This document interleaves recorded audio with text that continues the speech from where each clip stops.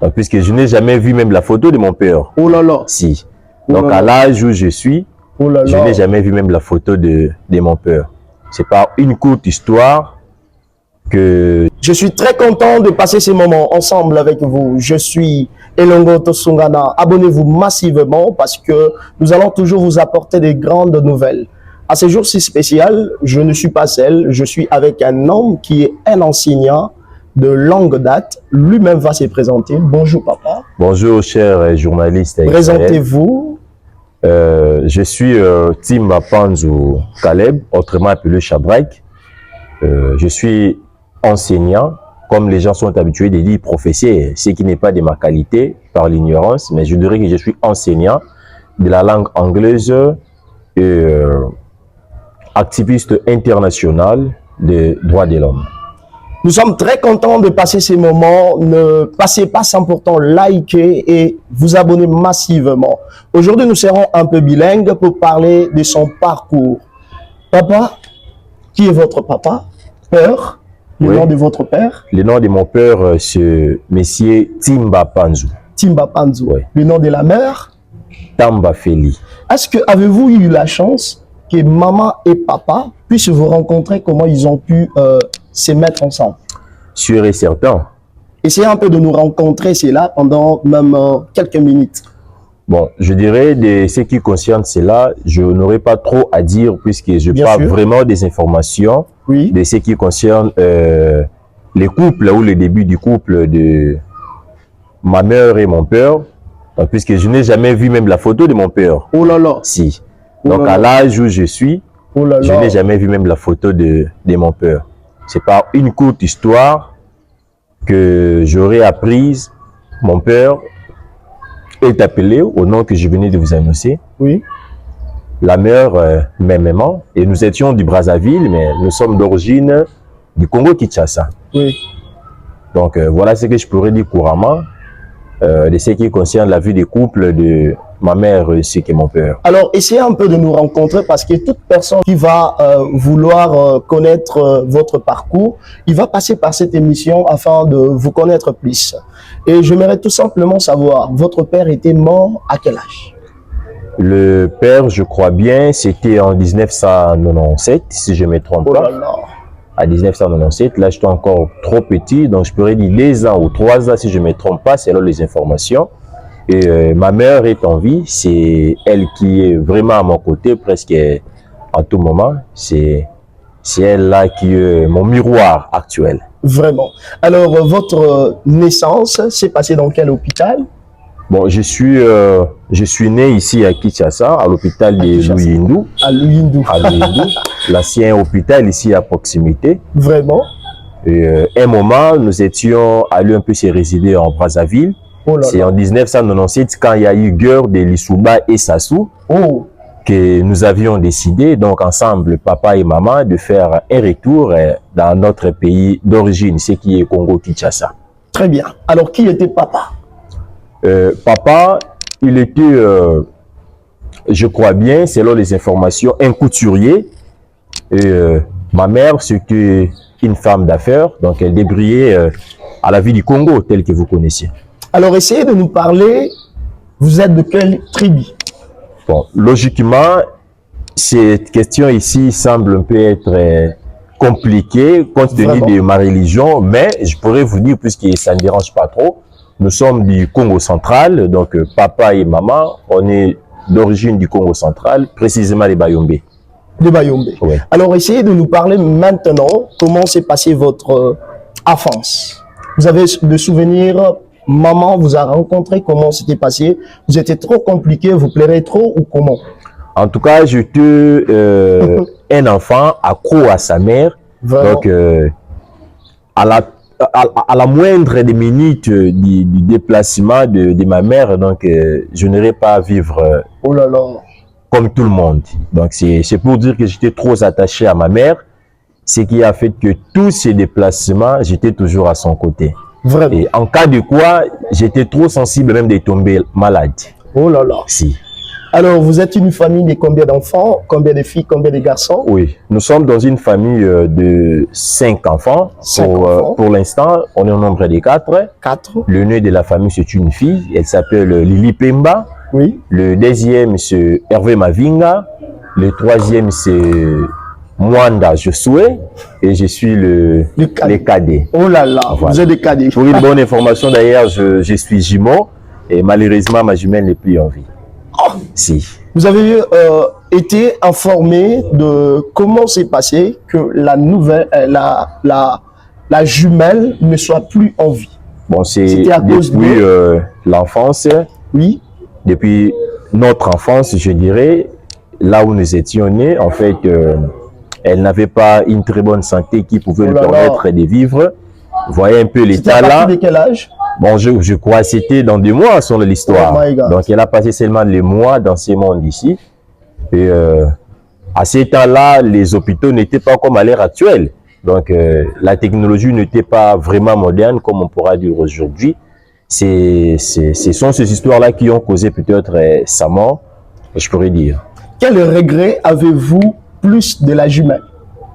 Bon, vu que je la connaissais pas, et puis c'est une histoire, je pourrais dire, je pas trop de regrets. Bon, vraiment. Quand quelqu'un meurt, on ne peut jamais dire qu'on ne regrette pas. Mais par rapport à l'affection et autres, je vous ai posé cette question par rapport, lorsque vous observez des jumeaux, il y a 2, il y a même des triples. Et que sentez-vous? Bon, effectivement, en tant qu'humain, on pourra toujours mal sentir pour dire la vérité.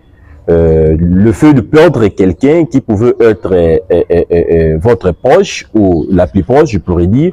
Donc, une fois que vous imaginez à une telle chose, ça apporte toujours des ennuis ou ça traumatise un peu le cerveau. Donc, je pourrais dire, ça me donne un peu de traumatisme quand je pense à cela. Ok, nous allons directement passer dans votre parcours scolaire. Vous avez commencé les études en maternelle ou en primaire? J'ai commencé en primaire. En primaire? Si. Quelle école? Complexe scolaire Kembo. Kembo? Oui. Ça se trouve précisément? Une école à proximité vers Macadam. Macadam, quand vous descendez dans les avenues là, c'est là où située l'école. Une question me monte en tête de vous demander qui était votre enseignant de l'école primaire? En tout cas, cet enseignant-là, on se croise même jusqu'aujourd'hui, mais je peux plus sauvegarder son nom jusqu'à présent, vu les occupations, mais on se connaît très bien, on s'est sali. Mais lui, il vous reconnaît toujours? Tout à fait. Oh là là. Tout à fait. Là, vraiment, nous vous en félicitons. Vous avez passé l'étude primaire? Je passais mes études primaires là-bas. Toutes les études primaires? Non. Je m'étais un peu encheminé, toujours au même cycle, à EP 1, je crois bien. Aujourd'hui, c'est là. Bon, à ce temps-là, c'était encore Panté. Pour l'instant, il y a des divisions qui sont faites. C'est ce qui ont fait, en fait, que cela soit EP1, EP2, EP ainsi de suite. Je n'ai pas la maîtrise de ces divisions pour l'instant. Mais à ce temps-là, c'était Panté. Alors, je m'aimerais tout simplement passer dans un moment de humour un peu. Quel était le nom qu'on vous surnommait en primaire? En tout cas, là, je n'avais pas un nom à l'école primaire, mais je m'en souviens bien. Il y avait un nom. Un nom? Qui m'a été attribué à mon frère ainsi que mon entourage. En tout cas, on m'appelait Mwanambwa. Alors, essayez un peu de nous parler parce que dès aujourd'hui, toute personne qui veut connaître votre parcours, vous allez plus l'envoyer de regarder la vidéo. Pourquoi on vous appelait Mwanambwa? Bon, en tout cas, comme vous dites, c'est un moment d'humour. C'est mon frère d'ailleurs qui est l'initiateur de ces noms-là. Oui. Vu que j'avais toujours peur des chiens, donc si peut-être il y a un chien sur cette avenue ou dans un autre endroit, en tout cas, vous ne verrez pas mes pas. Vous ne me verrez même pas passer par cette avenue-là. Et sur ce qui a fait que mon frère puisse me renommer Mwanambwa, ce qui est en lingala. Et en français, on pourrait dire l'enfant du chien. L'enfant qui fuit le chien. Effectivement. Ok. Alors, nous sommes très contents de passer ces moments. Toute personne qui va nous suivre à ces moments, mais N'oubliez pas de vous abonner et de partager, surtout de commenter. Nous sommes avec Papa Timba qui est venu parler de son parcours. Papa Timba, en primaire, on ne vous a pas surnommé. Alors, la question qui me vient en tête, vous étiez intelligent, très intelligent ou moyen? En tout cas, j'étais un moment très intelligent et à fur et à mesure que je montais les classes, là, je pourrais dire que j'étais intelligent. Mais je n'ai jamais été moins intelligent, en tout cas. Alors, on va essayer de faire l'exercice en primaire. Vous étiez sorti le 40e? J'étais toujours parmi les 5 premiers. Les 5 premiers. Deuxième primaire? Deuxième primaire, au dernier cycle de mes études. Sixième primaire. J'étais toujours parmi les 5 premiers. Alors, vous étiez très intelligent. Si. Oh là là. J'étais très intelligent, très intelligent, parce que j'étais toujours parmi les 5 premiers. Alors, quel souvenir avez-vous plus de vos enseignants? Qui vous a plus marqué en primaire? En tout cas, c'est une dame qui m'a enseigné en 5e et 6e primaire. On est presque des milliers puisqu'on se croise à tout moment. Qui s'appelait? Ah bon, je puis se souvenir de son nom, en fait, je pourrais dire. Alors, nous sommes très ravis. Je rentre un peu à l'enfance. Et quel souvenir avez-vous plus de vos amis de l'époque? S'il s'agit de citer des amis, il faut leur citer des amis de l'époque que vous étiez enfant. Oui. Je dirais toujours en 6e primaire, c'est parce que c'est à ce niveau que j'avais beaucoup plus de sauvegarde. Donc là, je pourrais dire bon, Naomi, puisque je plie son nom en tête. Naomi, Naomi qui? Parce qu'il va suivre. Son nom, bon, je plie son nom vraiment en tête, mais il y a juste son prénom qui m'a été resté vraiment en tête. Je pourrais dire encore ou citer Mutumosi. Mutumosi. Il y a un autre ami d'ailleurs, nous venons de terminer à l'IPEN avec lui. Nous étions en 6e primaire, on se vit encore à l'IPEN. Oui. Malgré nous n'étions pas de la même faculté, mais nous étions vraiment des bons amis puisque nous avions commencé depuis l'école primaire, Amos. Alors, au quartier, qui vous marquait de plus? Les quartiers, là, vous dites pendant... Les entourages pendant votre enfance. Je ne parle pas des études, je parle pendant votre enfance. Qui vous marquait de plus? En tout cas, je plie un papa qui vous frappait. On avait souvent tendance quand on jouait au ballon, si le ballon entre quelque part, le papa la prend, il était trop méchant. Il peut aussi être une maman. Allons-y, parlez-nous en détail. Il y avait un monsieur, un grand frère à ces temps-là, oui. Il s'appelait Ladi, et les temps-là, moi, je lui appelais Mbidio. Donc, c'était tout ce que je pouvais faire. S'il n'est pas appréciable au niveau de la maison, on me dira non, on appelle Mbidio. Oh là et une fois que ces messieurs-là arrivent au territoire, je pourrais faire même une crise. Oh. Je pouvais faire plutôt même une crise. Donc, je plairais. Ou si peut-être on veut me faire attentionner à une chose, ils vont dire directement qu'on appelle Mbidio. Ah là, vous remarquerez une accalmie de mon côté, excusez-moi. Alors, lorsque vous étiez enfant, parce que nous terminons déjà par rapport à la période de l'enfance, lorsque vous étiez enfant, vous étiez pro, ballon, football. Je ne sais pas, à l'époque, c'était pro, Bill. Effectivement. C'est ce que je voulais dire d'ailleurs. Pro quoi? Allons-y. C'était ces jeux-là, vous dites Bill. Hein? C'était vraiment donc, ça. C'était meilleur à ça. Effectivement. Effectivement. Vous jouez ça, l'autre oui, on traçait une ronde. Et puis là, il y avait des systèmes. Là, on jouait, vous faites une ligne, quelque chose comme ça. Et à un moment, on jouait ce qu'on appelait Kibutu. Vous avez toute une bouteille remplie de ces billes-là. Et puis, vous jouez à ces Bibutu-là, Butu, Sege. Bon, c'était une référence de l'ancien président de la République. Ah, vraiment? C'était Mobutu. Et là, on disait seulement Butu. Sege, et si vous parlez le contraire, on vous bouffe. Le nombre de billes que vous aviez mis en exposition. Alors, pour terminer dans cette période, je demanderai à toute personne qui nous suit à ces moments de vous abonner massivement et surtout ne passez pas sans pourtant liker et commenter. Vous étiez gourmand?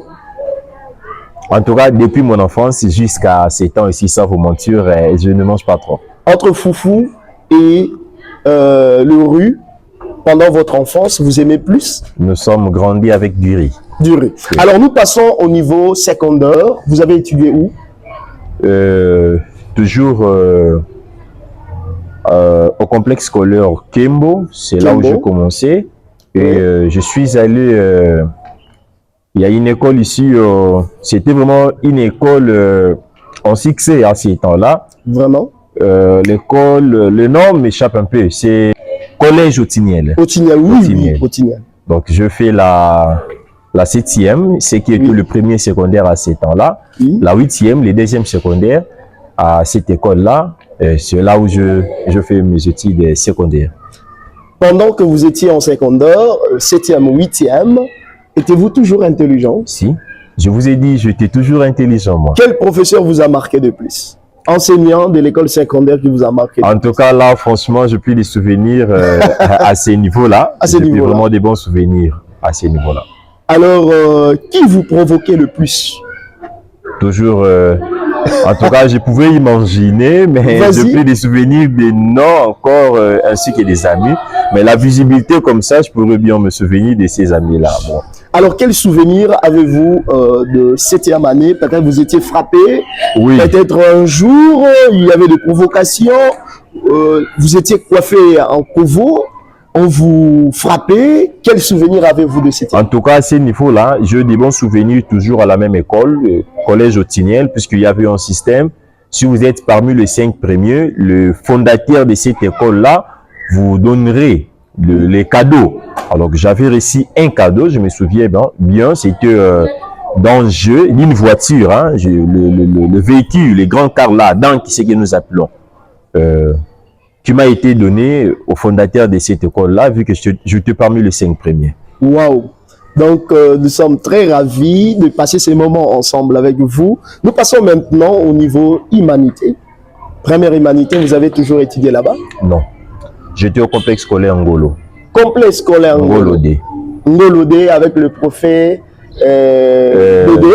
Dodé, c'est les promoteurs. Dodé, le promoteur Les Dodé. promoteurs Dodé. Parce que moi aussi, j'ai étudié là-bas. Ok.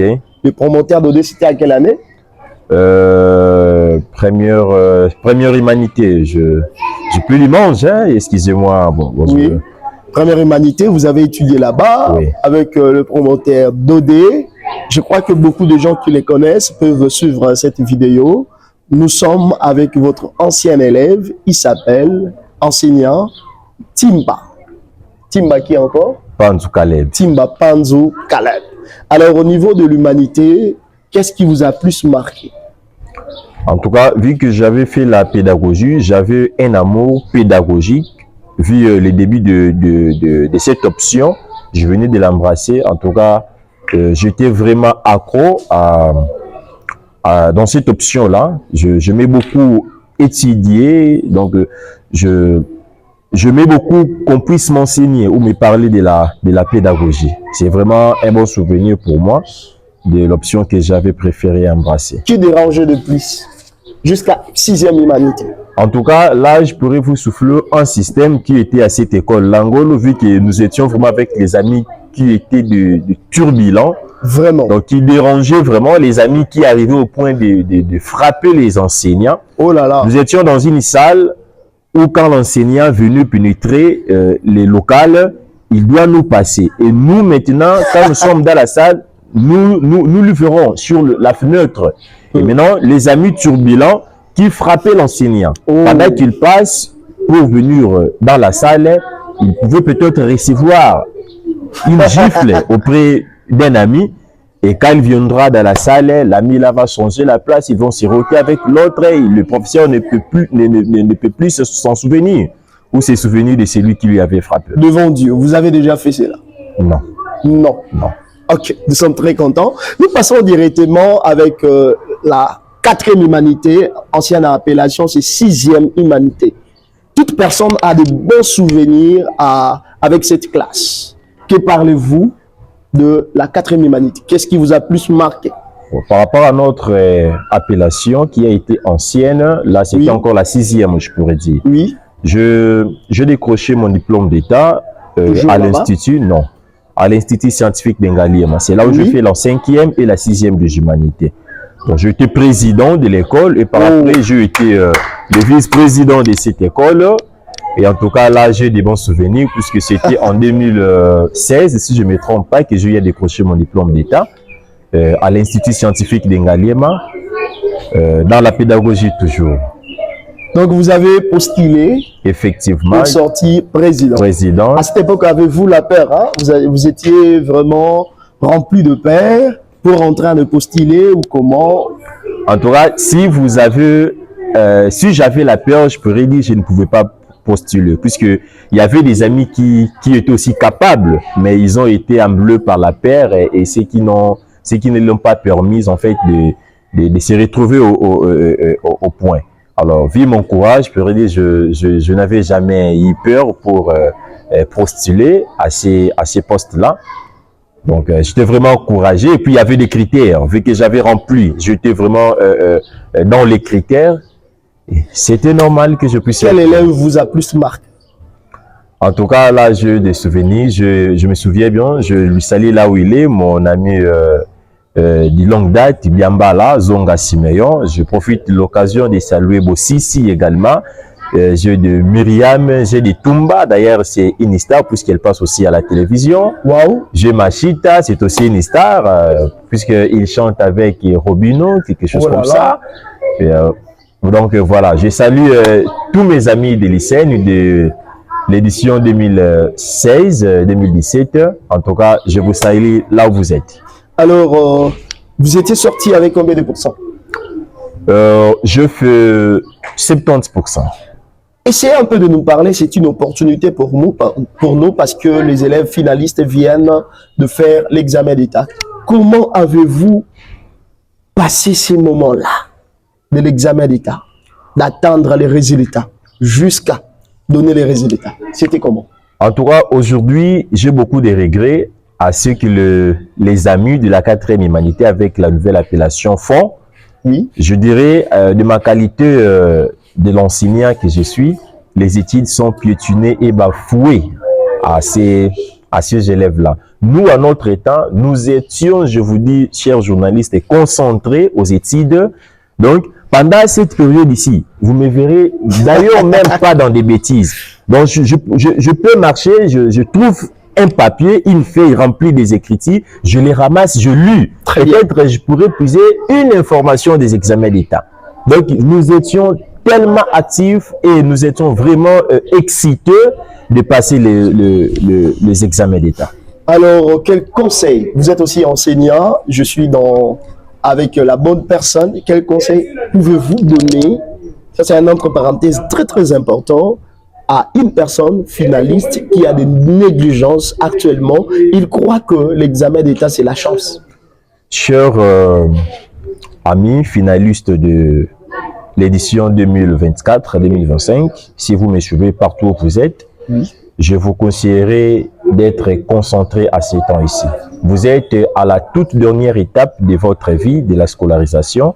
Alors, il vous faudra être concentré. Quand je parle de la concentration, c'est-à-dire être vraiment dans la lecture, dans la curiosité des études.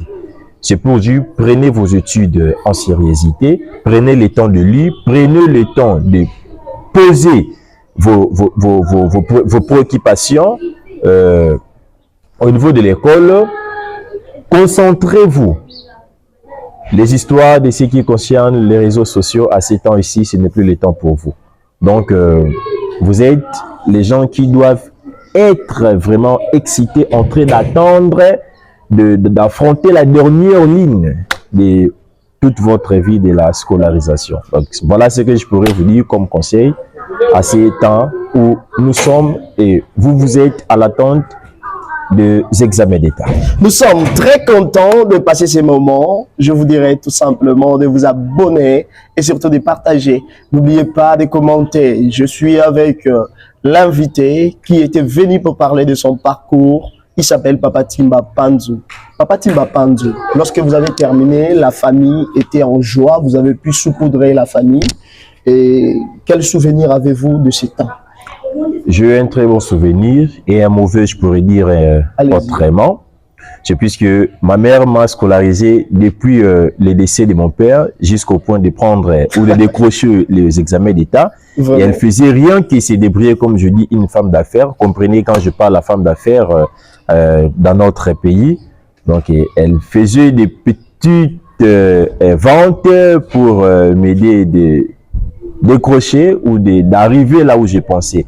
Et Dieu était toujours derrière moi et vraiment j'avais eu à surmonter cette difficulté. Et quand j'ai eu à décrocher mon diplôme d'État, Donc, ces moments, vous avez pu saupoudrer toute la famille. oui, Vous étiez en joie. en joie. Et c'était une joie qui nous a menés dans 2 en 3 jours d'ailleurs. Donc, c'était vraiment une visite d'une famille à autre, donc porte à porte. Aujourd'hui, ici, demain, j'aurai dans une autre famille, demain, c'était juste pour manifester la joie de l'ensemble. Mais le fait que papa n'était pas là, vous n'étiez pas troublé.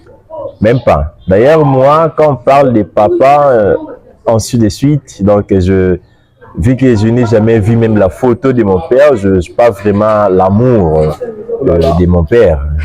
Et, donc, veuillez comprendre un peu mon émotion. Alors nous, passons directement dans la période de l'université. Vous avez fréquenté quelle université? L'UPEN, L'UPEN. Vous avez Université terminé pédagogique là-bas. nationale. Quel Effectivement, cycle?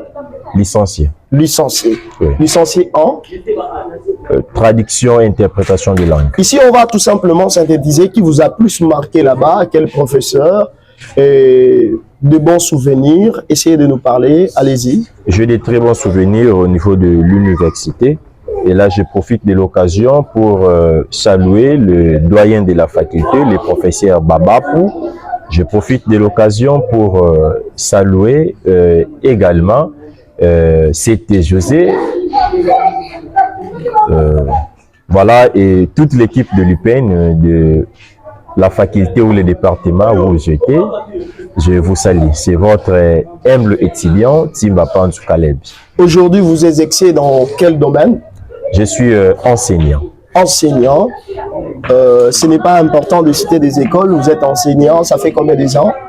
C'est la 8e année que je suis dans l'enseignement. 8e année, 8e. doyen. Oui. 8e année, doyen. Là, vraiment, nous vous en félicitons. Merci. Vous enseignez dans quel domaine? Secondaire humanité. Humanitaire. Vous avez exercé pendant 8 ans. Quelles difficultés avez-vous trouvées dans ce domaine d'enseignement? Le début a été toujours difficile. C'était tellement difficile. Comme on dit, en forgeant, on devient forgeron. Donc, j'étais vraiment encadré dans le domaine tout au début par mon oncle, José Kionga, ainsi que mon frère, le second de la famille, Hervé Mavinga. Et étaient des gens dans les domaines et ils m'ont tellement aidé pour que je puisse devenir ce que je suis ou être un peu mûr dans ces mêmes domaines de l'enseignement que nous parlons. Beaucoup d'enseignants ont toujours eu tendance de prendre 20 000 francs premier mois. Cela vous est arrivé déjà? Oui, tout au début de mon parcours de l'enseignement, oui. En tout cas là, je n'avais pas les choix par rapport aux orientations qui m'ont été données. J'étais obligé d'aller même dans des écoles bidons. Bidons? Oui, pour que je prenne le, comment je dirais, pour que je puisse améliorer. Ok? Donc, j'aimerais maintenant que nous puissions finir avec cette question, parler de votre vie dans 2 minutes. Merci, cher journaliste Israël, d'avoir m'accordé la parole. Donc, je dirais, tel qu'on s'est introduit tout au début de cette émission, je reviens une fois de plus pour vous rappeler que je m'appelle Timba Panzou Caleb. Je suis licencié en interprétation et traduction à l'Université pédagogique nationale. Je suis professeur d'anglais aux différentes écoles ainsi qu'à la région militaire. Je finis mes études humanitaires dans la même option pédagogique. Je peux dire je suis un enseignant de ma qualité et activiste international des droits de l'homme. Merci. Alors, qui vous a plus marqué dans la famille? Dans la famille, il y a personne qui pouvait me marquer plus, excepté de ma mère. Vraiment? Oui. Quelle est la personne que sa mort a pu toucher le plus profond de votre cœur? En tout cas, vous venez de toucher un point très sensible que je n'arrive même pas à surmonter jusqu'à présent, puisque mes prières sont toujours que Dieu puisse me donner cette force de passer cette étape. Je venais de perdre quelques mois précédents mon très proche frère, ami, tout. Il a été tout pour moi. Israël Mbenza, c'est mon frère, c'est mon cousin. Nous étions avec lui. Il était vraiment mon tout. Je partageais les tout avec lui. Du lundi au dimanche, on était ensemble. Et il venait de nous quitter par une courte maladie. En tout cas, c'est quelque chose que je n'arrive pas à surmonter, mais je prie chaque jour que Dieu puisse me donner la force de surmonter cette étape difficile dans ma vie. Alors, pour en finir, nous restons avec deux questions. Vous allez plus regarder la caméra. La première question, donnez-nous 2 défauts de votre maman. Les défauts, des défauts de ma mère. Regardez plus sur la caméra, on va finir là. Le premier, je dirais... Maman va regarder, hein? Si. Ma mère est trop autoritaire. Trop autoritaire. Donc, une fois que vous êtes dans une bêtise, vous verrez son agissement de la façon la plus vite que possible. Le deuxième? Le deuxième, on ne s'entend pas trop avec elle compte tenu de ses capacités-là. Donc, si elle m'annonce quelque chose qui est aussi le contraire de ma vision, automatiquement, ça flamme. Et on se divise à ces points-là. Toi, tu m'écoutes pas. C'est comme ça. Donc, je pourrais dire, c'est aussi une qualité pour elle. Donc, elle est trop dire envers moi. D'autres questions. La deuxième, quel souvenir que lorsque maman va regarder, va rire, que vous avez de vous avec maman? Quel souvenir? Regardez la caméra, maman va regarder cette étape. En tout cas, quand elle aura regardé cela, elle verra que je l'ai acquis en public de ses qualités qui ne tiennent pas entre moi et elle. Mais en tout cas, je n'avais pas le choix, sauf les dire, puisque j'étais obligé de se soumettre en disant la vérité. Et c'est ce que j'ai eu à effectuer. Et je profite de l'occasion pour la saluer et la dire, je l'aime beaucoup. Je t'aime beaucoup, maman. Quel souvenir avez-vous plus qui pourra peut-être faire rire maman? Un jour, maman vous avez frappé ou bien vous étiez puni, je ne sais pas, quel souvenir? En tout cas... qui tourne autour de votre tête. Allons-y. C'était quand elle me punissait toujours. Avant que je mange, je dois me laver. Alors, c'était une condition pour moi. Wow. Donc, avant que je prenne la nourriture, il faut que je me lave obligatoirement. Et à ce temps-là, en tout cas, là, c'était encore à mon enfance. À ce temps-là, je faisais même de n'importe quoi. On utilisait même une pommade qu'on appelle pommade cranfouin. Quand il est temps, nous utilisons, moi, dans l'ensemble avec mon frère, cette pommade-là pour la couvrir que nous venons de nous laver. Donc, voilà ce que je pourrais dire par rapport à cette question. La dernière question, vous regardez toujours la caméra.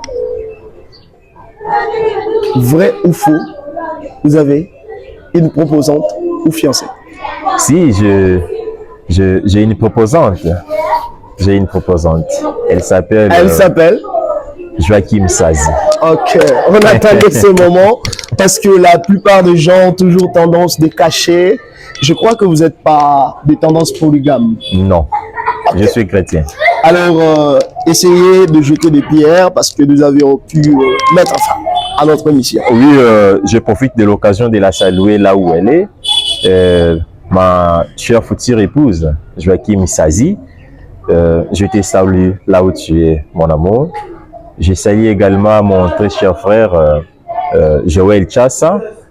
Je salue Papa Willy. Je salue mon ami, en tout cas l'ami que j'aime bien, Esther, là où tu es, je te salue. Je salue toute ma famille, ingénieur, Jean, Alain, en tout cas vous tous, là où vous allez suivre cette émission. Je profite de l'occasion pour vous saluer. Nous étions très flattés de passer ces moments ensemble avec notre invité. Il est le domaine de plusieurs choses. Nous étions bénis de passer ces moments ensemble avec lui. C'est alors que nous mettons fin. N'oubliez pas de vous abonner et de liker et surtout de commenter. Ciao!